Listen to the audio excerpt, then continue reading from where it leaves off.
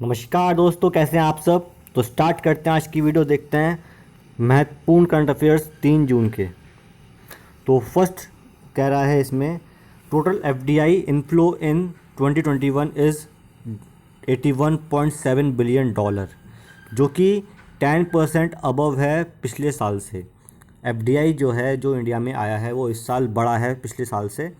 ये किसने report release करी है? Ministry of commerce and industries ने ये रिपोर्ट रिलीज़ करी है। Ministry of commerce and industry के मिनिस्टर कौन है इस समय? निर्मला सीतारमण। ठीक है। The short press release highlighted industry and state specific foreign investment figures without detailed statistical information. जो ये प्रेस रिलीज़ हुई है, इसमें केवल ये बताया गया है, ब्रीफ डेटा दिया है कि किस इंडस्ट्री में, किस स्टेट में कितना इन्वेस्टमेंट आया है, लेकिन पूरा डिटेल्ड इन्फॉर्मेशन नहीं दिया हुआ है। आरबीआई ने लास्ट वीक भी रिलीज़ किया था इसके रिगार्डिंग एक बुलेटिन, वो देख लेते हैं क्या है। तो आरबीआई ने बताया था कि इन्वेस्टमेंट कैसे इंडिया में आया है, किस किस तरीके से। तो अगर हम देखें ग्रॉस इन्वेस्टमेंट जो है वो कितना है, पिछले साल 74,390 था, इस बार वो 81,721 लाख करोड़ हो गया है। तो 9.9% का ग्रोथ रेट देखा गया है पिछले साल से इस बार, जो कि अभी जो मिनिस्ट्री ने रिपोर्ट रिलीज़ करी 10% का इंक्रीज, तो ये सेम ही है लगभग। ठीक है। अब देखें अगर, तो एफआईआई जिसको बोलते हैं फॉरेन, एफपी है ये, फॉरेन इन्वेस्टमेंट इनफ्लो जो है एफआईआई, तो ये पिछले साल 44,417 था, अब बढ़कर ये हो गया है इस साल 80,209। 80% का इंक्रीज़ आया है यहाँ पे। सिमिलरली अगर देखें डायरेक्ट इन्वेस्टमेंट इंडिया में, तो वो डिक्रीज़ हुआ है, डायरेक्ट इन्वेस्टमेंट डिक्रीज़ हुआ है। ठीक है। नेट एफडीआई जो आया है वो कितना आया है?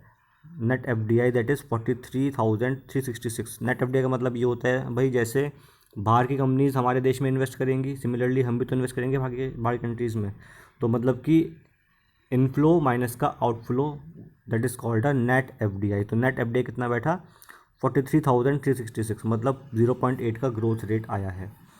डिसइन्वेस्टमेंट या रीपैट्रिएशन की वजह से जो इन्वेस्टमेंट है वो पहले था 18,384, अब जो है 27,056 है। तो 47.2% का यहाँ पे ग्रोथ रेट देखा गया है। सिमिलरली एफडीआई बाय इंडिया, मतलब कि जो इंडिया ने इन्वेस्ट किया है बाहर कंट्रीज़ में, वो 13% डिक्रीज़ हुआ है पिछले साल से। सिमिलरली नेट पोर्टफोलियो इन्वेस्टमेंट जो एफपीआई इन्वेस्ट होता है, मतलब शेयर्स में, स्टॉक्स में जो इन्वेस्टमेंट होता है, वो 2,526% का ग्रोथ रेट यहाँ पे देखा गया है। सिमिलरली जो एफ आई आईज़ हैं, foreign investment, foreign institutional investors जो होते हैं एफ आई आई, तो उन वो कितना इन्वेस्टमेंट इंक्रीज़ हुआ है? That is increase by 6,801। ठीक है। तो ये कुछ डेटा है इसमें, जो है डेटा कुछ याद रख लीजिएगा आप, मेंस वगैरह में लिखने में काम आएगा, और प्रीलिम्स में भी पूछ सकते हैं कि आखिर किस सेक्टर में इंक्रीज़ हुआ है और किस सेक्टर में डिक्रीज़ हुआ है। तो ये मोटा मोटी आप याद रख सकते हैं इसको। चलिए देखते हैं next article. Bollywood actor Juhi Chawla has moved the Delhi high court seeking a scientific study on the adverse effect of 5G technology. ठीक है, कि आखिर 5G टेक्नोलॉजी जो आने वाली है इंडिया के अंदर, जो उसका ट्रायल होगा, क्या उसका इफ़ेक्ट है बच्चों के ऊपर या हमारे हेल्थ के ऊपर या किसी ऑर्गन पर। इसके लिए एक मतलब डिटेल्ड साइंटिफिक स्टडी होनी चाहिए, ये कहना है बॉलीवुड एक्टर जूही चावला का। तो अब जान लेते हैं कि what is 5G technology. 5G और fifth generation technology is the latest upgrade in the long term evolution mobile broadband network. इस समय हम जानते हैं वो वॉइस ओवर LTE चल रहा है, जिसको हम बोलते हैं 4G टेक्नोलॉजी। इसका एडवांस वर्जन है, दैट इज़ 5G। ठीक है, LTE का ही, लॉन्ग टर्म एवोल्यूशन का ही नेक्स्ट वर्जन है, that is 5G। It mainly works in 3 bands, namely low, mid and high frequency band पे काम करता है ये। 5G and its roll out in many countries have been hampered due to fears over the health concern. ऐसा नहीं कि India में ये कंसर्न दिखाया गया है, और कंट्रीज़ में भी प्रोटेस्ट हो रहा है 5G के रोल आउट को लेकर कि आखिर इसके हेल्थ कंसर्न है। और पिछले कुछ टाइम पे ये न्यूज़ भी आई थी कि जो ये कोविड-19 की सिचुएशन है, ये 5G की वजह से ही ये अराइज़ हुई है। इसका कोई प्रमाण नहीं है, लेकिन ये न्यूज़ में घूम रहा था। हो सकता है कि ये भी एक पॉसिबिलिटी हो। ठीक है दोस्तों। The recent law suit is asking question around the overall impact of 5G and low intensity radio frequency electronic magnetic field radiation on human health. ठीक है, मतलब कि जो अभी फाइल हुआ है अपील, जो जूही चावला ने फाइल की है, उसमें यही पूछा गया आखिर जो ये 5G है और इसमें जो रेडियो फ्रिक्वेंसी का यूज़ होगा, क्या उसका कोई हेल्थ पर इम्पैक्ट है या फिर एनवायरनमेंट पर कोई इम्पैक्ट है, अगर है तो क्या है इम्पैक्ट है, कितना इम्पैक्ट पड़ेगा, वो सब चीज़ें इनकी स्टडी होनी चाहिए। ठीक है, अभी तक जो है जो ये कंसर्न है ये प्रूव नहीं हुए हैं, लेकिन साइंटिस्टों ने इस चीज़ के बारे में चर्चा करी है, उन्होंने अपना कंसर्न रेस किया है, लेकिन साइंटिफिकली प्रूव नहीं हुए हैं ये। 5G has not been yet rolled out in India, India में अभी तक जो है 5G इम्प्लीमेंट नहीं हुआ है, रोल आउट नहीं हुआ है, और कंपनीज़ को बोला गया है कि जो है वो मतलब ट्रायल शुरू करें 5G के ऊपर, और ये कहने में सुनने में आ रहा है कि जो 2022 तक जो है 5G का रोल आउट हो सकता है। ठीक है, अपने पेस पर अपनी स्पीड में आ सकता है।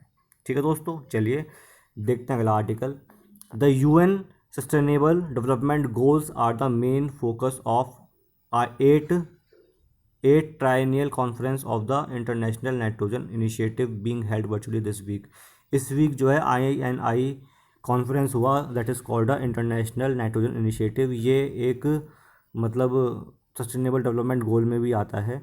INI क्या है? It is a international programme जो 2003 में सेटअप किया गया था under the sponsorship of scientific committee on problems of environment. SCOPE है इसका short form, scientific committee on problems of environment, and from IGBP मतलब कि इंटरनेशनल जियोस्फीयर बायोस्फीयर प्रोग्राम। इन दोनों ने मिलकर जो है ये इंटरनेशनल नाइट्रोजन इनिशिएटिव लॉन्च किया था। इसका मेन एम क्या है वो जान लेते हैं कि optimise the nitrogen's beneficial role in sustainable food production. आप जानते हो भाई फूड प्रोडक्शन में नाइट्रोजन का बहुत महत्वपूर्ण रोल है। ठीक है, with the help of different type of bacterias, rhizobium and Nitrobacter, जो नाइट्रोजन प्रेजेंट होती है एनवायरनमेंट में उसका जो है डीनाइट्रिफिकेशन करके वो कन्वर्ट करते हैं फूड में, और फिर हम उसको कंज्यूम करते हैं, तो जिससे कि जो नाइट्रोजन का है उसका बेनिफिशियल रोल हो सके। सिमिलरली अगर यही नाइट्रोजन जो है अगर in the form of oxide release होती है एनवायरनमेंट में, तो ये क्या बन जाती है? ये बन जाती है पॉल्यूशन। तो ये चीज़ ध्यान में देने वाली है यहाँ पर कि नाइट्रोजन का जो है बेनिफिशियल रोल हो in the production of food. ठीक है, और minimise the nitrogen's negative effect on human health. इसके अलावा जो ह्यूमन हेल्थ पर नेगेटिव इफेक्ट डाल सकता है नाइट्रोजन, उसको मिनिमाइज़ करना, ये दो मेन एम हैं INI के। ठीक है, चलिए आगे बढ़ते हैं।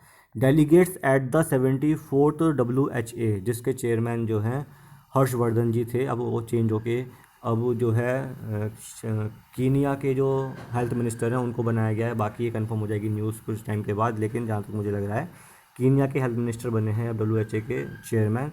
ये जो है 1 साल तक जो है हमारे यहाँ डॉक्टर जो हर्षवर्धन हैं वो थे। तो इस असेंबली में 24th वर्ल्ड असेंबली में ये अनएनिमसली अडॉप्ट किया गया है। प्रपोजल किसका था? UAE का, कि जो नेगलेक्टेड ट्रॉपिकल डिजीज़ है वो 30 जनवरी को मनाई जाएगी। ठीक है, वर्ल्ड नेगलेक्टेड ट्रॉपिकल डिजीज़ 30 जनवरी को मनाई जाएगी। अब आता है क्वेश्चन कि what is neglected tropical disease. तो ये क्या है? They are the infections that are most common among the marginalised communities in the developing region of Africa, Asia and America. कुछ डिजीज़ ऐसी होती हैं जो गाँवों में होती हैं या बहुत कम एरिया में होती हैं और गवर्नमेंट उस तरफ ध्यान नहीं देती अपना। फॉर एग्ज़ाम्पल सांप का काटना, ठीक है, छिपकली का जो है खाने में गिर जाना और खाना खा लेना, वो जहरीली शराब का पीना। तो डिफरेंट टाइप की ऐसी बीमारी होती हैं जो कि बहुत कम रीजन में होती हैं, मतलब बहुत कम एरिया होता है उनका ऑक्यूपाई, या रीजन स्पेसिफिक होती हैं, और गवर्नमेंट उसके लिए कोई पॉलिसी ज़्यादा अच्छी नहीं बना पाती है या वर्ल्ड लेवल पर कोई उस पर ध्यान नहीं देता। तो इस तरह की डिजीज़ कहलाती हैं नेगलेक्टेड ट्रॉपिकल डिजीज़, जो ट्रॉपिकल एरिया में ज़्यादा पाई जाती हैं। ठीक है दोस्तों, तो इस तरफ जो है जो वर्ल्ड हेल्थ असेंबली है या WHO है उसका ध्यान जाए, इसीलिए ये 30 जनवरी को हम अब से क्या बनाएंगे? World neglected tropical disease day बनाएंगे। ठीक है, जो ये नेगलेक्टेड ट्रॉपिकल डिजीज़ है ये कॉज्ड होती है by variety of pathogen such as virus, bacteria, protozoa and parasitic worms. इन सब से ये हो सकती है डिजीज़। ठीक है, they generally receive less funding for research and treatment than other disease like tuberculosis, HIV। इन सब के मुकाबले इसको बहुत कम पैसा मिलता है for research and for treatment. बात समझ में आई? चलिए देखते हैं अगला article. The defence ministry has notified the second negative import list, now renamed as positive indigenisation list. अब ये लिस्ट का मतलब क्या है? एक्चुअली क्या था, आत्मनिर्भर भारत जब स्कीम लॉन्च की गई या ये योजना लॉन्च की गई, तो जो डिफेंस मिनिस्ट्री थी उन्होंने ये डिसाइड किया कि भाई कुछ ऐसे जो डिफेंस मिनिस्ट्री में डिफेंस सेक्टर में जो यूज़ होती हैं चीज़ें, तो कुछ ऐसे प्रोडक्ट हम ऐसी लिस्ट बनाएंगे कि उन प्रोडक्ट का हम इंपोर्ट नहीं करेंगे, अपने देश में बनाएंगे। ठीक है, तो वो जो प्रोडक्ट हैं जिनको हमें इंपोर्ट नहीं करना है, तो वो किस में डाल दिए गए हैं, नेगेटिव लिस्ट में डाल दिए गए हैं। पहले भी एक लिस्ट आई थी और अब ये सेकंड लिस्ट आई है, जिसको बोला गया सेकंड नेगेटिव लिस्ट, या फिर उसका नाम चेंज कर दिया, अब बोल दिया उसको पॉजिटिव इंडिजिनेशन लिस्ट। मतलब कि इंडिजिनेशन मतलब होता है कि जो है स्वदेशी निर्मित। ठीक है, तो ऐसे 108 आइटम की लिस्ट बनाई गई है जिसका इंपोर्ट अब नहीं किया जाएगा, ये केवल अपने देश में ही बनाए जाएंगे। फॉर एग्जांपल जैसे complex systems like sensors, simulators, weapons, ammunition like helicopters, next generation corvettes, airborne early warning and control system, tank engines. ठीक है, इसका सिग्निफिकेंस क्या है कि एक तो ये जो हमारी डिफेंस इंडस्ट्री है, हमारे देश की लोकल इंडस्ट्री है जो है, उसका जो पोटेंशियल है वो बढ़ेगा, रिकॉग्नाइज होगा। इसके अलावा जो है domestic research and development improve होगा डिफेंस सेक्टर के अंदर, और भी जो स्टार्टअप्स हैं या एंटरप्रेन्योर्स हैं वो एनकरेज होंगे कि हाँ भाई वो इस चीज़ में भी इन्वेस्ट करें और अपना टाइम दें। इसके अलावा जो एमएसएमई हैं जो इस डिफेंस सेक्टर में इन्वॉल्व है, उनको भी प्रोटेक्शन में बूस्ट मिलेगा और उनका जो एग्जिस्टेंस है वो रिकॉग्नाइज किया जाएगा। ठीक है दोस्तों, चलिए next article is about Litoria mira. ये एक टाइप का फ्रॉग है जो कि मिला है न्यू गिना में। ठीक है, रेन फॉरेस्ट जो है न्यू गिना का, वहाँ पर ये फ्रॉग देखा गया है और इसका जो कलर है वो चॉकलेट टाइप का होता है कलर। जो नेम है इसका is inspired by the Latin adjective mirum which means surprised और स्ट्रेंज। ठीक है, जो ये मीरा है ये मायरम से निकला है जिसका मतलब होता है सरप्राइज या स्ट्रेंज। ठीक है, क्योंकि जो है ये साइंटिस्ट ने जब देखा तो वो सरप्राइज हो गए थे, स्टेप से कुछ मतलब इसका है। तो मेन इसमें ध्यान देने वाली बात ये है कि जो है ये लिटोरिया मीरा जो है, लिटोरिया जो है फ्रॉक का ही एक मतलब, जहाँ लिटोरिया वर्ड आ गया समझ लो वो फ्रॉक के बारे में बात कर रहा है। जैसे यहाँ पर ऑस्ट्रेलियन लिटोरिया, तो ये भी फ्रॉक की जीनस है एक। तो सिमिलरली लिटोरिया मीरा जो है फ्रॉक की एक स्पीशीज़ है जो न्यू गिना में फाइंड हुई है। अब आपको जो है इसमें क्या काम करना है कि ये न्यू गिना कहाँ पर है, ये आपको देखना है। लैटिन अमेरिकन कंट्री है ये, तो क्या इसकी लोकेशन है, इसकी नेबरिंग कंट्रीज़ कौन से, थोड़ा पढ़ लेना, हो सकता है पूछ लें। ठीक है, तो इस बारे में देख लेना। ठीक है, अब देखते हैं यहाँ पर, ये है फ्रॉक का डायग्राम कह रहा हूँ मैं, उसकी इमेज है। देख रहे हो आप, बिल्कुल चॉकलेट कलर का ये फ्रॉग है जो कि रेन फॉरेस्ट में पाया जाता है।